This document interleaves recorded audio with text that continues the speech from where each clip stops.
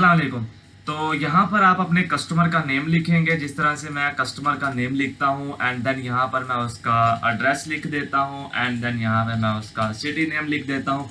Date automatically fetch हो जाएगी। जो नंबर है, अगर इससे पहले जितने भी फिल हुए हैं, यानी कि इससे पहले ये 3 नंबर यहाँ पर लिखा हुआ है, ऑटो आया है, इससे पहले जो नंबर है यानी कि 1 और 2 वो पहले से किसी ने फिल करके रखा हुआ है, तो यहाँ पर ये जितना भी नंबर होगा, अगर आप यहाँ पर पीछे 1200 नंबर का कोई इनवॉइस फिल हुआ है तो यहाँ पर 1201 आएगा। अगर 1201 है तो यहाँ पर ऑटोमेटिकली यानी कि एक इंक्रीज होता जाएगा, आपको पिछली आईडी नहीं मिलेगी। यहाँ पर आप अपने डेटाबेस के अंदर जो भी आपने आइटम्स स्टोर किए होंगे उनकी लिस्ट आएगी एंड देन अगर आप यहाँ पे कस्टम लिखना चाहते हैं तो आप यहाँ पे कस्टम भी लिख सकते हैं।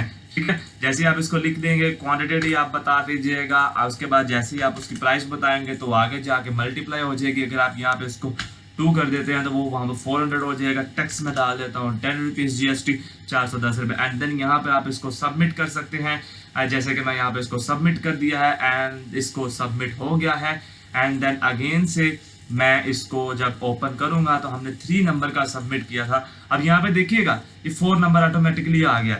अब अगर मैं यहाँ पर 3 करके सर्च करता हूँ तो जो डाटा मैंने सबमिट किया है वो डाटा यहाँ पर आ चुका है एंड देन इसके अंदर मैं मजीद कस्टमाइजेशंस कर सकता हूँ। कंप्यूटर डाल सकता हूँ, 1 लिख सकता हूँ, 100 रुपीज़ लिख सकता हूँ एंड देन मैं मजीद 1 ऐड कर सकता हूँ। देन मैं यहाँ पर लैपटॉप लिख सकता हूँ, 2 लिख सकता हूँ, 15,000 रुपये का मैं लिख सकता हूँ एंड देन मेरे पास ये टोटल बिल है, इसको मैं प्रिंट कर सकता हूँ।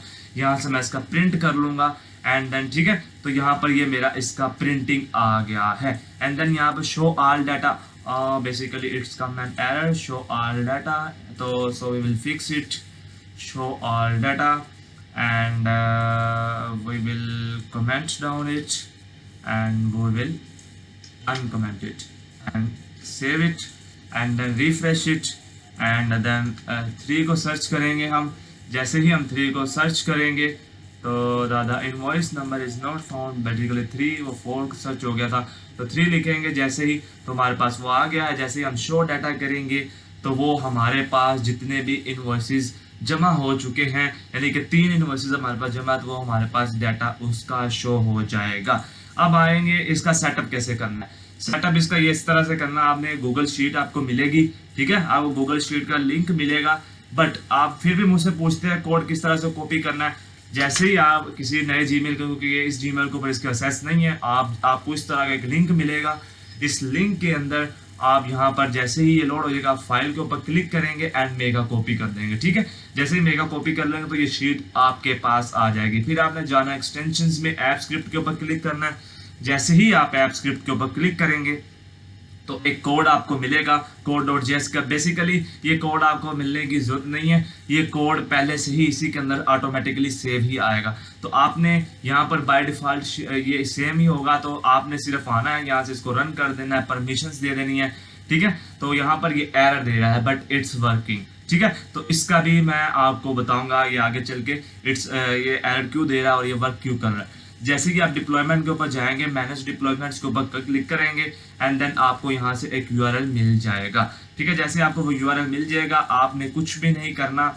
आपके पास ये 4 फाइल्स होंगी index.html की, इनवॉइसेस की। आप किसी भी वेबसाइट के अंदर इसको इंटीग्रेट कर सकते हैं, ब्लॉगर के अंदर, वर्डप्रेस के अंदर, अपनी कस्टम वेबसाइट के अंदर भी इसको कर सकते हैं। ठीक है, और यहाँ से आप अगर आप CSS एक्सपर्ट्स हैं तो आप इसका डिज़ाइन अपने लिहाज से चेंज कर सकते हैं। बेसिकली आप जिसने मुझे ये मेरे सब्सक्राइबर ने, मैं नहीं जानता वो कौन है, बट एक रैंडम कमेंट आया हुआ था कि आप एक फलां बंदे की तरह बनाए, तो मैंने as it is same to same उसके तरह बनाने की कोशिश की है।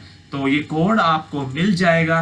इसके लिए आपको हमें हमारे व्हाट्सएप के ऊपर रब्ता करना पड़ेगा। व्हाट्सएप पर जैसे ही रब्ता करेंगे हमारी टीम आपको ये कोड प्रोवाइड कर देगी।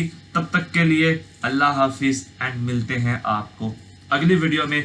नीचे कमेंट में ये बताते लाजमी जाइएगा कि अगली वीडियो किस चीज़ के ऊपर आए और अगली वीडियो आप किस टॉपिक के रिलेटेड चाहते हैं। फिर मुझे एक आइडिया हो जाता है कि मेरी ऑडियंस जो मेरे साथ जुड़ रही है यूट्यूब के ऊपर वो क्या चाहती है, उसकी डिमांड्स क्या है, मैं उसकी डिमांड्स को कैसे पूरा करूं। तो आप मुझे नीचे बताइएगा अपना, अगर आप डिटेल्ड प्रोजेक्ट भी बताएंगे ना मुझे कमेंट के अंदर कि इस तरह से हो, तो I will try my best to make it for you and you know I am here to help you.